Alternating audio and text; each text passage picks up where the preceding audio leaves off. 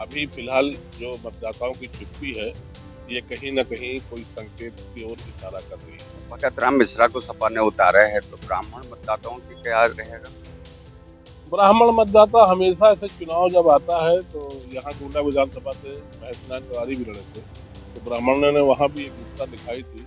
लेकिन लास्ट में कई चुनाव में अंतिम समय में कई फैक्टर चलते हैं। अगर वो फैक्टर प्रभावित हुआ तो फिर चुनाव दूसरा रुख अख्तियार करेगा। एक कांटे की लड़ाई है, बहुत जबरदस्त कांटे की लड़ाई है। और कैसरगंज में पहले तो लोग भगत राम मिश्रा जो सपा के प्रत्याशी उनको हल्का मानते थे, लेकिन जैसे जैसे चुनाव नजदीक होता जा रहा है वो अब भारी पड़ते जा रहे हैं। कारण भी है वहाँ के ब्राह्मणों की संख्या ज़्यादा है और क्षत्रिय की संख्या कम है, और सपा के साथ में वैसे भी ये कहा जा रहा है कि यादव और मुस्लिम तो हैं ही, उधर ब्राह्मण अपना प्रत्याशी अपने सजातीय प्रत्याशी पा गया है। तो इस तरह से वो भगत राम मिश्रा जो अभी तक माने जाए कि बहुत हल्के प्रत्याशी हैं, वो काफी करीब पहुंच गए हैं और इनका जमकर टक्कर दे रहे हैं। फिर वर्धन सिंह वड़ाला के बेटे उनके बीच और श्रेय वर्धन दोनों के बीच लड़ाई है। वजह याद हाँ, वजह यह है कि एक तरफ तो राष्ट्रीय सोच, राष्ट्रीय भावना, सांस्कृतिक मूल्यों को लेकर के जो बीजेपी ने अपना एक प्रत्याशी उतार दिया है, तो लोग एक तो उससे ओत-पोत हैं। दूसरा, उसमें जातिगत जो समाजवादी पार्टी ने पीडीए बनाया है, उसमें वो वोट काटने का, और दोनों में भीतरघात जबरदस्त हुआ है। और भीतरघात की वजह से कौन किसको कितना नुकसान पहुंचा सकता है, एक दूसरे को इसमें। यूपी तक में आपका स्वागत है। हमारे साथ गोंडा के कुछ वरिष्ठ पत्रकार हैं।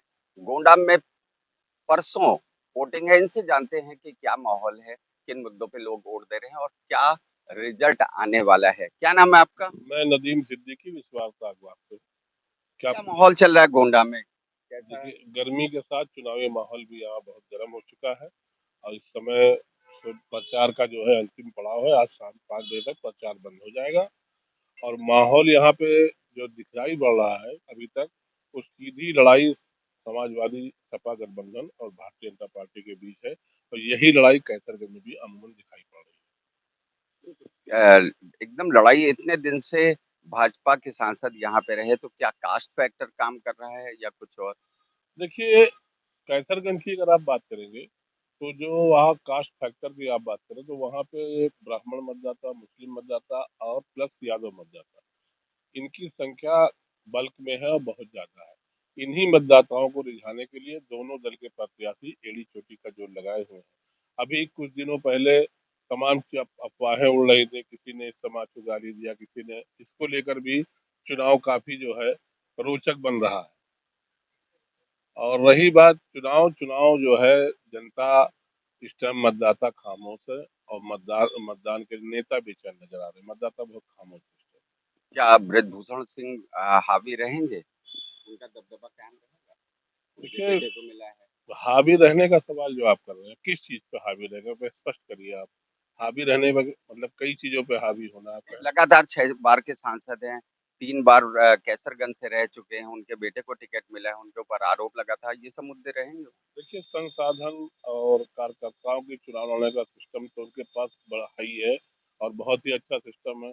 वो लोगों तक पहुंचे हैं और बहुत दिन से बराबर वो क्षेत्र में बने भी रहे हैं, तो सिस्टम के मामले में तो नंबर वन है। रही बात मतदान की, अब मतदान मतदाता को निर्णायक मतदान करता है और मतदान होने के बाद ही तस्वीर साफ होगी जब मतगणना होगी। अभी फिलहाल जो मतदाताओं की चुप्पी है, ये कहीं न कहीं कोई संकेत की ओर इशारा कर रही है। भगत राम मिश्रा को सपा ने उतारा है, तो ब्राह्मण मतदाताओं की क्या रहेगा? ब्राह्मण मतदाता हमेशा से चुनाव जब आता है तो यहाँ गोंडा विधानसभा से महेश तिवारी भी लड़े थे, तो ब्राह्मणों ने वहाँ भी एकजुटता दिखाई थी। लेकिन लास्ट में कई चुनाव में अंतिम समय में कई फैक्टर चलते हैं।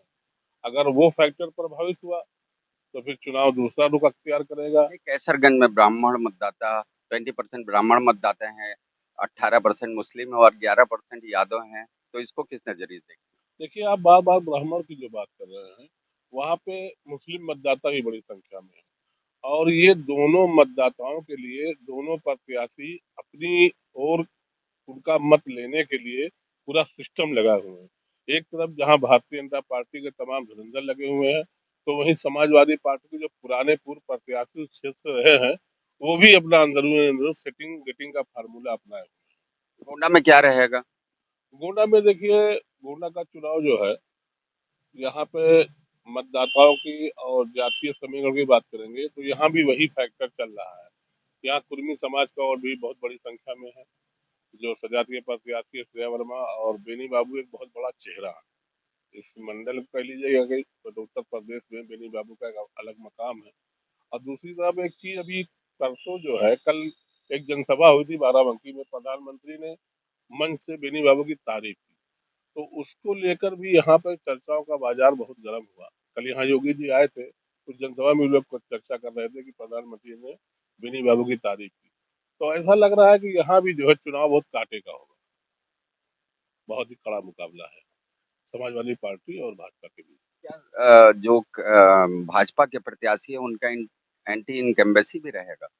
बिल्कुल, जो अब उनका जो नेचर है चुनाव लड़ने का, वो वही रहता है। और जनता इस बात को तमाम जगह उनसे सवाल भी हुए हैं कि अभी तक क्षेत्र में नहीं दिखाई पड़े हैं। फिलहाल उनके लोग भी पूरी जोर शोर से लगे हुए हैं और उनका एक अपना मतदान का और चुनाव लड़ने का अलग स्टाइल है। उसी स्टाइल पे हमेशा वो चुनाव लड़े हैं और उनका एक अपना परंपरागत क्षेत्र रहा है जहाँ पे वो हमेशा बड़ी लीड लेके आए हैं। अब देखना इस बार लीड कम रहती है या ज्यादा रहती है, वही निर्णायक साबित होगी। क्या नाम है आपका और किस? चंद्रेश्वर तिवारी, न्यूज 24। गोंडा और कैसरगंज को कैसे देख रहे हैं आप? ये दोनों सीटों पर जातीय समीकरण पूरी तरीके से हावी है। यहाँ गोंडा लोकसभा क्षेत्र में समाजवादी पार्टी की एक प्रत्याशी हैं, उनका एक अपना यहाँ पर जातीय समीकरण बहुत सटीक बैठ रहा है। ऐसे ही गोंडा लोकसभा क्षेत्र में लगभग 4 लाख से अधिक बर्मा वोटर हैं। समाजवादी पार्टी ने उन्हें अपना प्रत्याशी बनाया और ये 4-4.5 हजार वोट, 4.5 लाख वोट उनका लगभग फिक्स माना जाता है, क्योंकि ये ऐसी एक बिरादरी है कि वो अपने ही सजातीय को वोट करती है। वहीं वो बेनी बाबू की पौत्री हैं, इसका भी यहाँ एक असर रहेगा। जबकि अ, जो सांसद हैं कीर्तिवर्धन सिंह यहाँ के, वो लगातार यहाँ से तीसरी बार अब की उनका टर्म है, 2 बार रह चुके हैं। तो ये भी एक नाराज़गी है लोगों में कि वो लोगों के बीच ज़्यादा जाते नहीं हैं, जीतने के बाद वो निकलते नहीं हैं, उनका फ़ोन भी स्विच ऑफ हो जाता है। तो ये सब एक थोड़ा-सा रहेगा दिक्कत गोंडा के लिए। लड़ाई कांटे की? काँटे की लड़ाई है, दोनों में काँटे की लड़ाई है। गोंडा में ये कहा जाता है कि जो भी भाजपा को वोट पड़ेगा वो केवल मोदी योगी के नाम से पड़ेगा। लोग यही कहते हैं। अब सीधा टक्कर समाजवादी पार्टी से देखा जा रहा है। तो कैसरगंज? कैसरगंज में भी समाजवादी पार्टी ने एक ब्राह्मण प्रत्याशी को अपना कैंडिडेट बनाया है और वहाँ ब्राह्मण बाहुल्य लोकसभा क्षेत्र माना जाता है वो। लगभग 25% वहाँ ब्राह्मण हैं और 20% लगभग मुस्लिम हैं और 11% लगभग यादव हैं। और मुस्लिम और यादव ये समाजवादी के कैडर वोट माने जाते हैं। तो इसका तो असर रहेगा और जब ब्राह्मण प्रत्याशी होने के कारण वहाँ एक समाजवादी के फेवर में माहौल बनता दिखाई दे रहा है। जबकि जो सांसद हैं वहाँ के ब्रिजभूषण सिंह, उनका टिकट कटा और उनके बेटे कर्ण भूषण को अपना प्रत्याशी बनाया बीजेपी ने। उस पर एक चीज़ ये हावी हो रहा है कि सांसद का जो मिलने का तरीका है लोगों में और आने-जाने का तरीका, लोगों से मिलते हैं, ये उसका असर डाल रहा है और जो भी उनके ऊपर आरोप पहलवानों द्वारा लगाया गया, उसका वो फ़ायदा लेने के लिए बाकायदा लोगों के बीच जा रहे हैं और ये कह रहे हैं कि हमारे ऊपर गलत आरोप लगाया गया, उसकी सिम्पैथी हासिल करना चाहते हैं। तो ये दोनों समाजवादी पार्टी और भाजपा में काँटे की लड़ाई वहाँ देखी जा रही है। ब्रिजभूषण जी का दबदबा नहीं यहाँ काम कर रहा नहीं, दबदबा दबदबा बाहर के लिए होगा, हालाँकि गोंडा के लिए दबदबा नहीं, है? सरल माध्यम से उपलब्ध सरल माध्यम से उपलब्ध रहता है। इसका फायदा नहीं। फ़ायदा ज़रूर मिलेगा। क्या नाम है आपका? कैलाश वर्मा। किसमें है? आप क्या माहौल चल रहा है गोंडा में और कैसे? गोंडा में तो इसे शुरुआत से ही कांटे की लड़ाई है, बहुत ज़बरदस्त कांटे की लड़ाई है। और कैसरगंज में पहले तो लोग भगत राम मिश्रा जो सपा के प्रत्याशी उनको हल्का मान रहे थे, लेकिन जैसे-जैसे चुनाव नज़दीक होता जा रहा है वो अब भारी पड़ते जा रहे हैं। कारण भी है वहाँ के ब्राह्मणों की संख्या ज़्यादा है और क्षत्रिय की संख्या कम है, और सपा के साथ में वैसे भी ये कहा जा रहा है कि यादव और मुस्लिम तो हैं ही, उधर ब्राह्मण अपना प्रत्याशी, अपने सजातीय प्रत्याशी पा गया है। तो इस तरह से वो भगत राम मिश्रा जो अभी तक माने जाते कि बहुत हल्के प्रत्याशी हैं, वो काफ़ी करीब पहुँच गए हैं और इनका जमकर टक्कर दे रहे हैं। वहीं गोंडा की बात अगर कही जाए, सांसद ब्रजभूषण सिंह भी तो मेहनत कर रहे होंगे, क्या उसका क्या इम्पैक्ट पड़ रहा है? नहीं, सांसद ब्रजभूषण सिंह तो जब से इनके ऊपर आरोप लगा है, पहलवानों द्वारा आरोप लगा है, तब से मेहनत कर रहे हैं। इनको संदेह था कि इनका टिकट कट जाएगा, और एट लास्ट ये कहते रहे कि मतलब नहीं, मेरा टिकट नहीं कटेगा और मुझे मिलेगा। लेकिन लास्ट में कुछ वहाँ से संकेत मिला तो ये कहे कि नहीं, अगर मेरा नहीं मिल रहा तो मेरे परिवार को मिलेगा, और जैसा चाह रहे थे उनके परिवार के, उनके छोटे लड़कों को टिकट मिल गया। तो हालांकि एक तरफ सांसद जी चल रहे हैं, उनका मैनेजमेंट भी बहुत जबरदस्त है, उनके 60-65 स्कूल भी हैं, वहाँ के टीचर हैं और वहाँ के कर्मचारी हैं, तो वो मैनेजमेंट भी उनका बहुत ज़बरदस्त चल रहा है।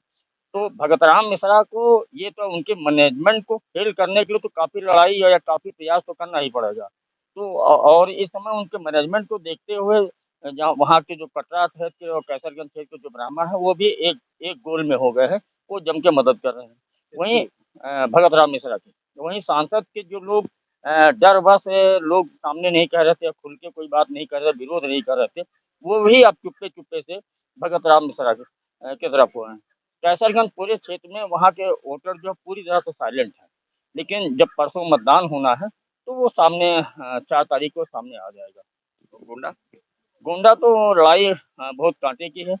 अब तक ये जो भाजपा के प्रत्याशी हैं, 4 बार ये सांसद रह चुके हैं। इनके पिताजी 4 बार सांसद रह चुके हैं।